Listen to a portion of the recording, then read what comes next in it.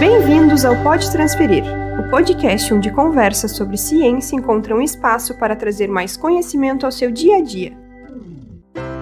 Essa é a série Cientistas, Educadores do Cotidiano. Vamos embarcar em conversas fascinantes com cientistas e especialistas que trabalham com questões ambientais. Olá pessoal, sejam bem-vindos a mais um episódio do Pode Transferir, uma ação de divulgação científica da Universidade Federal de Pelotas. Para conhecer nosso trabalho, siga o @Projeto Transfere. Eu sou a Larissa. E eu sou a Juliana. Somos estudantes de Química e atuamos nos projetos Transfere, Química no Cotidiano e Tecnologias de Informação e Comunicação, que englobam o programa de Química em Ação. Você já se perguntou o que as fake news causam no meio ambiente e na ciência com suas falsas informações para a comunidade? Hoje temos o prazer de receber Bárbara Taufner de Souza, licenciada em Química pela Universidade Federal do Rio Grande do Sul, mestre em Educação em Ciências e pesquisadora vinculada ao Laboratório de Pesquisa em Mídia, Discurso e Análise de Redes Sociais da Universidade Federal de Pelotas. Atualmente, reside na cidade de San Diego, nos Estados Unidos, onde faz seu doutorado em Comunicação e Estudos Científicos na Universidade da Califórnia. Muito obrigada pela presença, Bárbara, e seja bem-vinda. Muito obrigada, gente, pela apresentação, pelo convite. Fico muito honrada de poder participar desse projeto de vocês, de podcast de disseminação sobre ciência. Acho que é uma iniciativa muito importante, pensando nos tempos que a gente vive, de muita desinformação, mas também de muito questionamento sobre a ciência, né? Porque às vezes a informação nem é falsa, mas a pessoa usa de um jeito para desmerecer ou desvalidar um conhecimento científico. Então, fico muito honrada de estar aqui participando desse podcast e muito obrigada de novo pela apresentação e pelo convite. A tecnologia faz parte da vida moderna, traz benefícios e, claro, alguns problemas. É muito importante que o público possa diferenciar entre notícia real e falsa nos meios de comunicação virtuais. Bárbara, você poderia nos contar sobre o rumo da sua vida de pesquisadora que a direcionam ao tema de mídias, discursos e análise de redes sociais? Sim, com certeza. É uma trajetória bem diferente, assim. Até hoje mesmo eu fico pensando, gente, como é que eu vim parar na comunicação, assim, no doutorado? Sou graduada em Química, comecei a Química no bacharelado, mudei no meio, junto com as ocupações de 2016 para licenciatura. Enfim, pensei melhor, decidi que eu queria dar aula. E sempre quis ser pesquisadora, sempre quis trabalhar na universidade, então esse passo a passo de mestrado, doutorado, é uma coisa, né, necessária, né, para fazer parte do corpo docente, ser pesquisador no Brasil e no mundo. Então, no meu TCC da graduação, na licenciatura, foi durante a pandemia de Covid-19. Foi antes da vacina começar a existir, de fato, né? A gente ter a confirmação da vacina e o início da vacinação no Brasil. Tinha muito debate sobre possíveis curas para Covid. Aí a gente recebia aquelas mensagens em várias redes sociais, no grupo da família, falando para tomar água com limão, comer alho, que ia curar a Covid. Esse tipo de desinformação e fake news foram se tornando muito presente nas redes sociais, nas mídias sociais como um todo. E eu fiquei muito interessada em quais são esses discursos em torno, né, da ciência que fazem as pessoas acreditarem, por exemplo, nesse tipo de notícia. Tipo, o que está acontecendo? Por que as pessoas estão acreditando numa informação que chega de maneira que não é oficial, não tem um selo de verificação jornalística, por exemplo. E eu queria trabalhar com esses influenciadores de mídia digital, mas especialmente entendendo o papel de divulgadores da ciência numa mídia social específica, que foi o meu TCC, no caso, que era o Twitter, agora o X. E na época, então, eu fiz uma análise qualitativa ali e comecei, então, a entrar, assim, para essa área um pouco da comunicação. Como era um trabalho de conclusão de curso, um trabalho que você não tem tanto tempo para desenvolver, então, assim, foi bem inicial. Eu não tinha contato ainda com o grupo UMIDIARS, que é o grupo da UFPEL, e da URGS também, que eu faço parte atualmente. E aí, no meu mestrado, então, em Educação em Ciências, eu ampliei por um estudo de métodos mistos para fazer essa análise de quantidade de conteúdo e também qualitativa, de tipo, o que esses conteúdos estão me dizendo, né? O que esses conteúdos estão apontando. Foi a partir daí, então, que eu usei análise de redes sociais, e aí eu entrei em contato com esse grupo, o Midias, da professora Raquel Recuero, que é uma pesquisadora super reconhecida, inclusive agradeço já aqui a Raquel por todo o suporte, porque o meu mestrado foi feito com dados do Midias, por exemplo. Então, assim, aí a partir daí eu comecei a me vincular muito fortemente com a comunicação, com a ciência e com desinformação nas mídias sociais como um todo. Sabemos que hoje em dia, as notícias, sejam elas reais ou falsas, se espalham de forma muito rápida nas redes sociais. Bárbara, tu lembra de alguma fake news amplamente divulgada que tentou desacreditar a ciência e que possa ter prejudicado pessoas e suas relações com o meio ambiente? Infelizmente é o que eu mais vejo atualmente. Desinformação sobre a ciência e que afetam de fato as pessoas. Eu tenho, por exemplo, familiares que decidiram não se vacinar ou se vacinaram com 2 doses. É difícil de entender o negacionismo a partir da 3ª dose, né, da vacina. Mas existe também. Alguns familiares, eles se vacinam, mas não vacinam as crianças. Então, é uma coisa meio difícil de compreender. E em relação especificamente ao meio ambiente, com certeza, o que eu mais tenho visto, claro, recentemente com as enchentes, a crise climática que aconteceu aqui no Rio Grande do Sul, teve bastante conteúdo desinformativo, mas penso que, num geral, a questão do aquecimento global, a influência humana no aquecimento global, seja a maior pauta que apresenta conteúdo desinformativo, porque envolve muitas empresas, muitas corporações que têm muito dinheiro, então, empresas de petróleo, governantes que ganham muito, que têm vários contratos, e essa ideia de progresso também, né? A gente tem que fazer o progresso e, para isso, a gente precisa, por exemplo, explorar a Amazônia. Então, eu sinto que, inclusive, atualmente, é uma desinformação, o que a gente tem falado, o que a gente tem estudado bastante, que a literatura vem apontando, que não é mais um conteúdo desinformativo, não é assim, uma notícia tipo aquela da cura da Covid, água com limão ou alho, enfim. É uma narrativa desinformativa ou um discurso desinformativo, porque a notícia quase sempre que as pessoas estão usando não é necessariamente uma notícia falsa. Às vezes é uma informação verdadeira ou a pessoa se esconde na opinião, né? É a minha opinião. Então eu não tenho como dizer, por exemplo, que aquela informação é falsa, porque a pessoa está dando uma opinião. Fica meio difícil, por exemplo, se a gente for pensar nos trabalhos atuais de identificação de fact-checking, assim, é difícil, a gente consegue encontrar conteúdo desinformativo, mas pensando na narrativa desinformativa é muito mais complexa, porque o que acontece? Atualmente as pessoas postam um emoji e você já sabe, você já associa, alguém fala, tem uma notícia no Facebook ou no Twitter, em qualquer rede social do jornal. Tal pessoa que é jovem morreu de alguma coisa. Aí alguém comenta o emoji da vacina. Aquela pessoa, ela não precisa mais falar, isso aqui, a pessoa morreu porque ela se vacinou. Né? Ela teve essa morte aqui muito nova, sem explicação, porque ela tomou vacina. Ela não fala mais isso, ela não precisa falar, porque a gente já tem essa memória coletiva. As pessoas, então, têm essa memória coletiva sobre uma determinada desinformação, a desinformação vacinal, e a gente vê isso agora com a vacina da dengue, por exemplo, que tem agora toda essa ideia. Então, assim, a pessoa não precisa mais mostrar ou postar um conteúdo falso. Ela posta uma referência, a nossa memória coletiva, a gente já associa aquilo, então, com mensagens desinformativas, por exemplo. Então, tem sido cada vez mais complexo falar sobre desinformação. A pergunta sobre desinformações específicas sobre o meio ambiente, eu sinto que não é mais uma desinformação, assim, o conteúdo desinformativo sobre a Amazônia. Existe também, é claro, mas eu sinto que tem essas narrativas, vai fazer determinada coisa, mas não tem problema. O aquecimento global está acontecendo, mas é pro futuro, não é para agora. E a gente tem que fazer progresso, a gente tem que continuar tendo acesso a esses combustíveis fósseis, a gente tem que ter acesso à exploração de metais na Amazônia, a gente tem que conseguir fazer isso, porque se a gente não fizer, os outros países vão fazer. Então, assim, a desinformação sobre o meio ambiente, para mim, é um caso muito mais difícil. É muito delicado, porque são muitas frentes diferentes que disputam esse poder, assim, e o meio ambiente, a pauta ambiental, envolve muito dinheiro. Então, acaba sendo uma pauta bem difícil para pensar como lidar com a desinformação.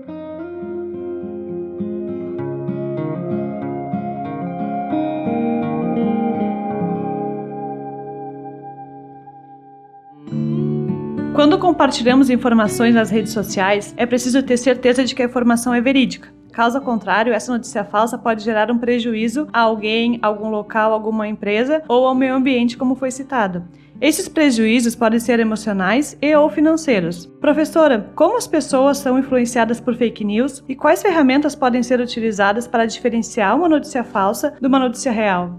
Em relação a como as pessoas podem ser influenciadas, tem muitas maneiras. E eu não acredito, por exemplo, que seja uma coisa isolada, assim, você é influenciado só por essa notícia falsa. Porque essa ideia que eu tava mencionando das narrativas desinformativas, da memória coletiva, ela tem esse aspecto emocional muito forte. Porque você tem essa memória construída sobre a vacinação, por exemplo, e tem um aspecto que é muito pessoal, porque as pessoas, em geral, elas acreditam nessas desinformações porque vem de conhecidos, vem de pessoas que você sempre acreditou antes. Então, assim, por que a pessoa estaria mentindo pra mim? E casos, por exemplo, de generalização, aconteceu uma morte, por exemplo, por conta da vacina. A pessoa já pega essa informação, porque acontece, tem efeito colateral, mas é uma em 400 trilhões.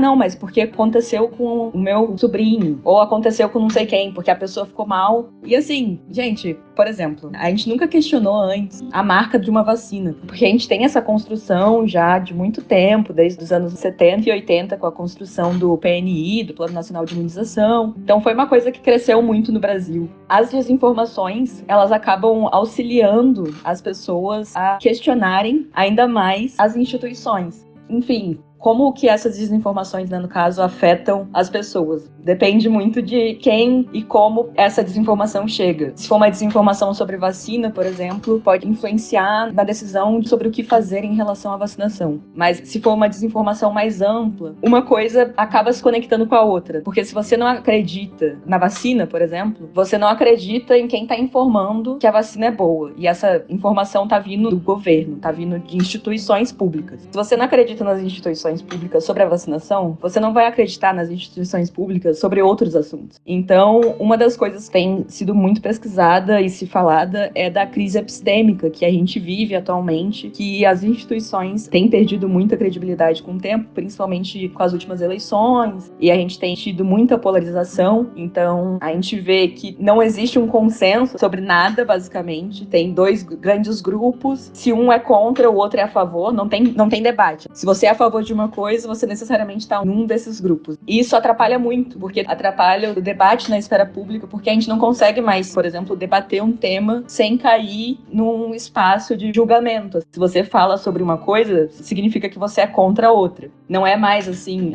vou falar aqui sobre, né, um tema específico, que é o tema que eu estudo, que é desinformação. Então você é contra não sei quem. E, assim, não necessariamente uma coisa tem a ver com a outra. É muito mais, assim, a questão técnica mesmo, que tem se perdido, porque tem essa polarização muito grande que afeta como as pessoas vão entender e vão acreditar ou não numa informação, por exemplo. Como mencionado pela Larissa, impactos emocionais e financeiros podem ser decorrentes das fake news, e certamente algumas pessoas ou grupos utilizam dessa estratégia para aumentar seu poder de influência e ganhar dinheiro. Como as fake news podem se tornar um comércio? Quem oferta esse tipo de serviço e quem lucra com isso? Fake news sempre existiu, né? A gente sempre teve mentiras e desinformação fora da internet, fora das plataformas. Mas com as plataformas de mídia social, esse fenômeno alavancou de um jeito muito grande, porque a disseminação é muito rápida e tem muito acesso, né? Você consegue disseminar, enfim, postar o que você quiser e é isso, a sua rede vai ver, as pessoas podem acreditar ou não. E é claro que existem desinformações que alguém, por exemplo, não tem intenção de postar uma desinformação, mas quer passar uma informação de primeira mão, por exemplo. E aí passa a informação pela metade, porque é isso, às vezes a informação não tá errada totalmente, mas o contexto faz com que não seja de fato uma questão informativa. Mas, num geral, a gente não estuda esse tipo de desinformação porque é muito difícil de você ir no 1 a 1 para ver. O que a gente consegue verificar, com certeza, é esse comércio de fake news, porque já é um comércio, não é nem que tá se transformando, isso já é estabelecido, é um comércio de desinformação, e as plataformas têm um papel fundamental nesse processo, porque plataformas, elas lucram com a atividade nessas plataformas em si, né? Por exemplo, as pessoas postam muito no Twitter e o Twitter acaba lucrando porque começa a atingir um nível de fama muito alto, aí as empresas começam a querer colocar propaganda e aí eles ganham dinheiro e tudo mais. E do que eles se beneficiam mais? De quem? das pessoas que são muito ativas nas mídias sociais. E se você olhar com esses grupos, acabam sendo grupos extremistas mesmo, assim, de falar de desinformação, porque eles são muito ativos. E parece, quando você tá na mídia, que eles são, assim, o maior grupo de todos. Eles são muito ativos. Só que, na verdade, é uma minoria muito barulhenta. E essa minoria muito barulhenta faz com que a plataforma em questão que está sendo utilizada lucre mais, porque eles são os mais ativos. Então, não é interessante para a plataforma que essas pessoas parem de postar, por exemplo. E como esses grupos são os grupos que estão sempre ali, um nível de atividade nas mídias sociais muito grande, acaba, então, que a não regularização das plataformas de mídia social, por exemplo, faz com que esses grupos sejam favorecidos, na verdade. Porque aí ganha impulsionamento, porque publica demais. Então, publicando demais, a gente tem os algoritmos que a gente não sabe como eles funcionam. A gente pode ir testando para ver como é que vai funcionar, mas a gente não consegue. É o produto das plataformas, né? Eles não vão abrir para as pessoas, os algoritmos. Mas é muito comum, por exemplo, você tá no YouTube assistindo um vídeo qualquer, aí acaba o vídeo e aí passa uma propaganda. Eu já encontrei, por exemplo, muitas propagandas absurdas. Acredito que por eu pesquisar esse tipo de problema, meu doutorado também é sobre desinformação, eu penso que o meu algoritmo ainda tá mais treinado ainda, sabe, para ir para uma desinformação. Mas se você for olhar para esses grupos, eles aparecem assim do nada. O TikTok agora, principalmente, tem acontecido muito. Você tá lá, aí do nada aparece alguém falando de alguma coisa, por exemplo, ozonioterapia, ou uma desinformação específica sobre a vacinação. Enfim, esse conteúdo, o TikTok principalmente, você não consegue entender por que ele tá te mostrando aquilo. Esse nível de financiamento em desinformação já é algo estudado que, de fato, existe, porque também é muito fácil de disseminar. O estrago que uma desinformação faz é muito maior. Por exemplo, a gente tem estudos que mostram que quando alguém acessa um conteúdo desinformativo ou uma narrativa desinformativa, a chance dela acessar um perfil que, na verdade, mostre assim, não, isso aqui não é verdade, é muito menor. Então, é muito difícil reparar o estrago que uma desinformação pode fazer. Atualmente, tem se falado, desde 2021, na verdade, mas está indo e voltando no Congresso, que é o projeto de regulamentarização das plataformas. Tem pontos a favor, pontos contra, mas como eu estava falando da polarização, a gente não consegue nem debater o projeto em si, porque tem coisas que fazem super sentido, mas tem outras coisas que é meio difícil de regulamentar e que é difícil de convencer a plataforma de fazer, por exemplo. Enfim, é um debate muito grande, mas com certeza a gente pode afirmar que existe um financiamento de desinformação, porque existem empresas que lucram com essa desinformação. E pensando nessas empresas, assim, as plataformas são grande parte delas, porque essa coisa de ter uma presença muito ativa nas mídias sociais. Então, as plataformas, elas não querem perder essas pessoas. Encerrando a nossa conversa, a gente gostaria de agradecer por compartilhar conosco seus aprendizados e experiências sobre um tema tão importante. Foi valioso discutir contigo sobre a relação entre fake news, meio ambiente, pessoas e relações sociais. Fique à vontade se quiser adicionar qualquer comentário final e, novamente, a gente agradece a tua presença no Pode Transferir. Muito obrigada, agradeço de novo pelo convite, fico muito honrada de participar de um projeto de uma universidade federal. Enfim, tem toda a minha formação no Brasil, estou fazendo doutorado fora, né, mas pretendo voltar também, então me alegra muito, me deixa muito feliz ver esse tipo de projeto que engaja com algumas questões que a ciência vem enfrentando de questionamento em várias frentes. Então agradeço muito pelo convite, de novo, e pela entrevista também. Aos nossos ouvintes, agradecemos por nos acompanharem. Não se esqueçam de seguir nossas redes sociais, @Projeto Transfere, para mais discussões sobre ciência, tecnologia e educação. Nos vemos no próximo episódio.